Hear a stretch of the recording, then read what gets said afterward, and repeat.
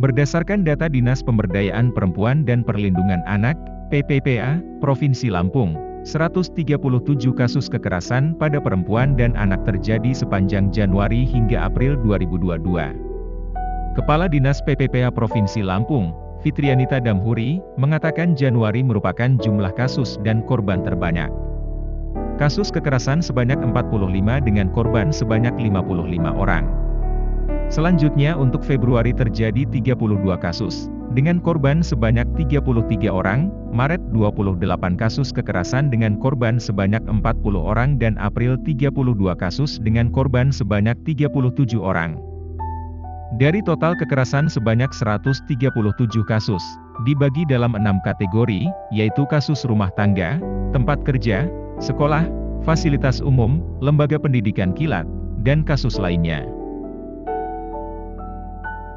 Fitrianita mengatakan, dengan laporan yang masuk pada periode Januari hingga April 2022 ini, Dinas PPPA terus memberikan pelayanan yang akurat diantaranya dengan memberikan layanan pengaduan, pemberian fasilitas kesehatan, bantuan hukum, penegakan hukum, rehabilitas sosial, pendampingan tokoh agama, pemulangan dan reintegrasi sosial. Pendampingan dilakukan sebagai upaya agar para korban merasa aman dan diberikan terapi mental agar korban tidak terpuruk. Orang tua dan anak harus berani melapor jika ada kasus kekerasan dan seksual terhadap anak.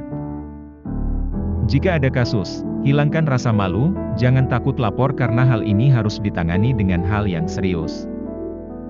Di Bandar Lampung, kasus kekerasan dalam rumah tangga mencapai 13 kasus sepanjang Januari hingga awal Oktober 2022. Bidang Data Dinas PPPA Kota Bandar Lampung, Eli, mengungkapkan, berdasarkan data aplikasi Sistem Informasi Online, Simponi, Kamis 6 Oktober 2022, jumlah kasus kekerasan terhadap perempuan dan anak ada 105 kasus. Eli menerangkan, setelah mendapat laporan kasus pada aplikasi Simponi, pihaknya akan mendampingi korban dan pelaku serta diberikan pelayanan sesuai dengan kasus kekerasannya. Pendampingan dilakukan hingga sampai persidangan.